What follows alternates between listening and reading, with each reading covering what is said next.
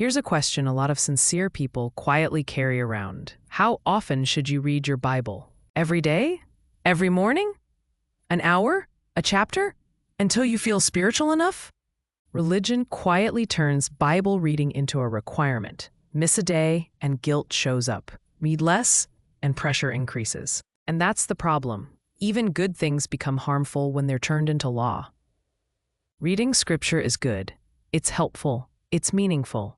But it was never meant to be a measuring stick. God gives realization. Religion demands repetition. God reveals truth in His timing. Religion uses guilt to force consistency. Growth doesn't come from pressure. It comes from realization, and realization can't be scheduled. You may read a lot. You may read a little. Some seasons you'll read daily. Other seasons, hardly at all. None of that changes God's nearness. None of it affects your standing. The Bible was given as a gift, not a burden. So how often should you read your Bible? As much as it brings life, as little as keeps you free. Just don't turn grace into a rule. Thanks for watching. To learn more, go to StudyShelf.com.